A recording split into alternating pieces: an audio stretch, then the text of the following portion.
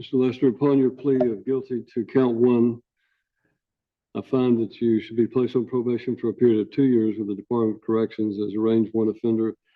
In count 2, you'll be also sentenced to 2 years probation as a range 1 offender. Those are both offered or entered rather under 4035-313. And under count 1, the agreement is that you will not operate a motor vehicle, a commercial vehicle, as a condition of your probation. Counts 3 and 6 are dismissed as a part of the agreement.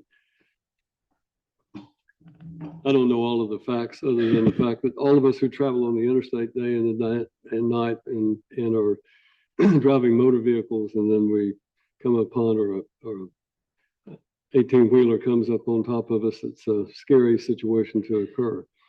And whatever the situation was that caused this, my understanding on the only reason I've accepted it is that there was no drugs or alcohol in Mr. Lester's system at the time, and this is purely a case of negligence on his part, if I understand correctly. And so it's for that reason that this agreement was entered. But Mr. Lester, you understand that you must abide by all of the conditions of this probation. Yes, Your Honor. To the family, I would simply say that there's nothing that I can say or do in this case that's going to make the pain that you feel any easier. Any of us who have lost our mother in the past know what that pain feels like. Yours is just unfortunate because, and it's tragic because of how severe and sudden it was. And when you lose a parent or your mother especially, a part of you seems to be taken away as well. Hopefully with time you can keep those loving memories that you have of her, like that photograph that you showed us, keep those alive in your heart, and you'll keep her alive in your heart, and some of the pain will ease. To the extent that this court can aid or assist you, I've done what I can do in putting these conditions on. That will be the judgment of the court. Mr. Lester, you need to see the probation department. I wanted you to have an opportunity because this court live streams much of what I do. I live stream where it's permissible. So there is going to be a video of this event that will be online on YouTube, and you can watch that when you get home. And I wanted to give you an opportunity to demonstrate this picture of your wife to show the people when out there in the world what she appeared to be and what she was. So, and if you will hand that to Mr. Arnold, I will give you a closer look. So, was she on a motorcycle? Did she have a motorcycle? Oh, no, sir. It looks like that there was a motorcycle behind that. Or I guess that's her birthday, isn't it? Yeah, that's her birthday. Okay. All right. Well, I wanted everyone in the world to be able to see your beautiful wife and to know what you've lost. So, Your Honor, I filed a motion to amend the bond conditions to allow supervised visitation for his minor children if approved by the juvenile court, because right now his bond conditions prohibit any contact period with any sort of minors. And this was set today for a hearing, and I have one witness for the court to hear. And I also filed a request for bill of particulars, but I think that's not being contested. No, So has the juvenile court entered an order that would allow him to have visitation? The juvenile court right now, the order only allows his mother custody and visitation. And I think that's because when he was arrested on this, the bond conditions prohibit him from having any sort of contact. So I would say that the juvenile court, the custody arrangement was created after he had posted bond with the bond conditions. And so what we would be asking for, I just have one witness, is just to amend those bond conditions to allow it if the juvenile court sees fit to do so. If they decline to give him any sort of supervised visitation, then we would be in the exact same position right now. Well, your client is charged with a Class A misdemeanor in count 1, and count 2 is charged with a Class A felony. Yes, Your Honor. And Class E felony in count 3, and count 4, Class B felony. My concern is that you're asking me to put an order down that would allow supervised visitation without any other kind of evidence or anything else, or any indication that the juvenile court is going to allow it. I understand you're saying subject to the juvenile court. visitation and contact with the children is always going to be supervised by the juvenile court, but juvenile court doesn't have jurisdiction over these Class A felony charge. Yes, sir. And that's My suggestion would be that when the juvenile court enters an order, I will put an order down that says that we will defer to the juvenile court to allow them to decide whether it's in the best interest of these minor children that your client have supervised visitation.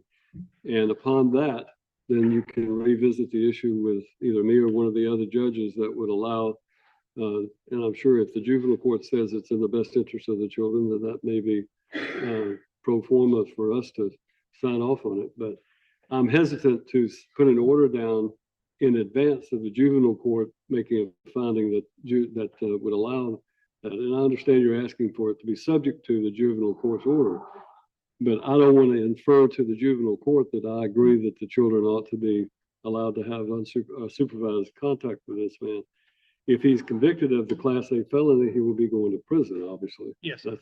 He's presumed to be innocent. But so my suggestion would be get the juvenile court to let you know if they're going to agree to that, and then just let them know, as we've done in many other cases, that you can get an agreed order signed off on by the DA, and unless the DA opposes it. The state's position is we're going to oppose any modification of that bond condition because of the nature of the conduct involved until the conclusion of this case. But I agree with you. We're kind of getting the cart before the horse.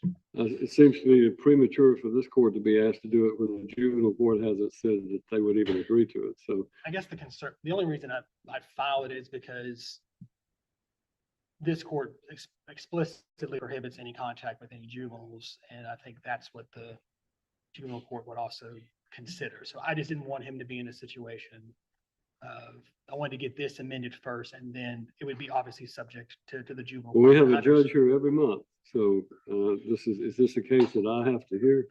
I think I know Judge Turnbow is conflicted. And I know Your Honor took the plea for I'm going to use the term co-defendant, even though she's not technically a co-defendant for Ms. Shannon Elliott. So Your Honor is the most familiar. All right, well, here's what we'll do. I'm in court somewhere every month, and I have criminal dockets every month. If the juvenile court indicates that they're willing to consider a supervised visitation schedule, then you can contact my office and we will schedule you a hearing wherever I am. Mr. Willoughby's good about traveling. He has fishing holes all over the 23rd Judicial District he likes to visit. So we'll let you refile or ask for your motion to be heard. I'm just deferring the motion because I don't think that it's appropriate for me to put an order down approving unsupervised or supervised contact with the children where the juvenile court hasn't done that. But I also want to give the state an opportunity to explain why they would oppose even supervised visitation. yes. But it may all be academic if the juvenile court's not going to allow it anyway. So Your Honor wants the juvenile court to move first. I prefer juvenile court to make a ruling on it first, and then only if they agree or if Judge Maxey says that in his opinion supervised visitation would be appropriate, then we'll give the state an opportunity to be heard as well. So.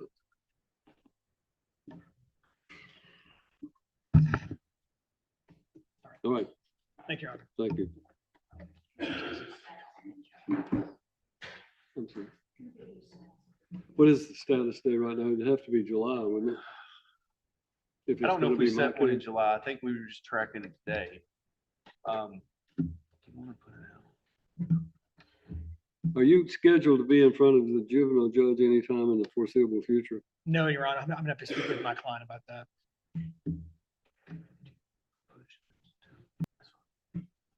Your Honor,